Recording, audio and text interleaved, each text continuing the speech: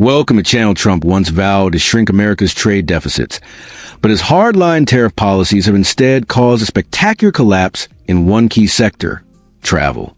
The U.S. is now on track to post a staggering $70 billion travel trade deficit in 2025, a dramatic reversal from its long-standing surplus.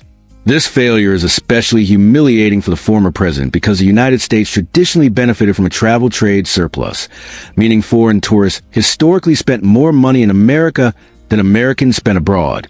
But under Trump's confrontational trade agenda, that balance has flipped.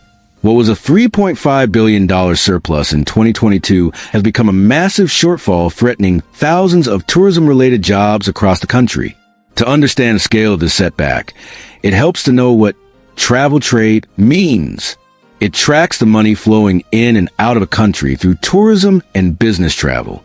When more foreign visitors spend in your country than your citizens spend overseas, that's a surplus, essentially an export of tourism services and an inflow of foreign currency.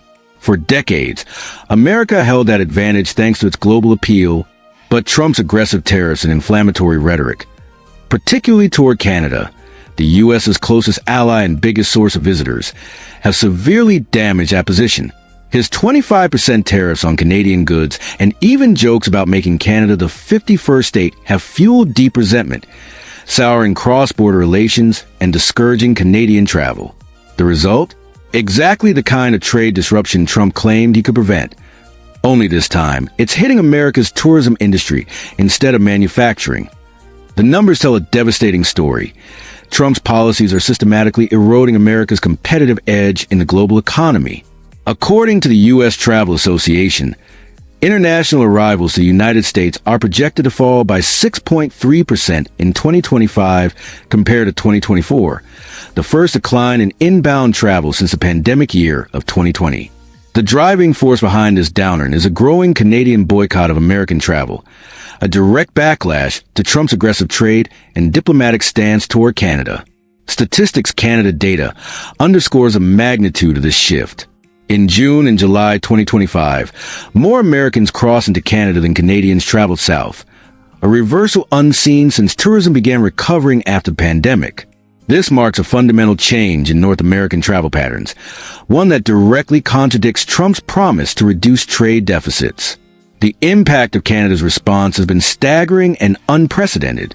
Canadian travel to the United States is down 25.2% year-to-date, with a catastrophic 37% year-over-year drop in car arrivals in July alone. That's not just a dip. It's an economic warning sign. To grasp the scale, consider that Canadian visitors are the single largest group of foreign tourists to U.S., spending $20.5 billion in 2024. According to Tourism Economics, even a modest 10% decline in Canadian travel could wipe out 14,000 American jobs. The actual decline is more than double that threshold, signaling deep trouble for hotels, restaurants, and retail businesses across border states. Ontario Premier Doug Ford has become one of the most outspoken critics of Trump's policies, warning that if negotiations fail, Canada must respond forcefully to protect its economic interests. What was once a friendly and mutually beneficial relationship has now turned into a cautionary tale of how reckless trade politics can cripple industries far beyond manufacturing. Even tourism itself, Ford's warning captures the growing outrage among Canadian leaders who feel their country has been bullied and disrespected by Trump's administration. He likened Canada's repeated acceptance of escalating U.S. tariffs to a child being punched over and over in a schoolyard, arguing that it's time to hit back. His proposed retaliation is strategic, leveraging Canada's vast energy resources by redirecting electricity toward domestic industries instead of selling it cheaply to U.S. states.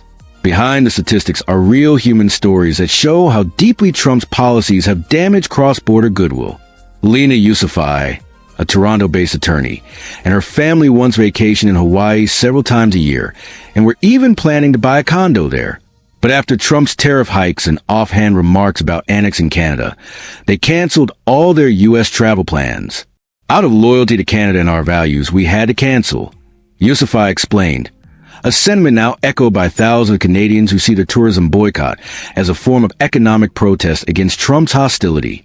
The backlash has been widely felt across the American tourism industry.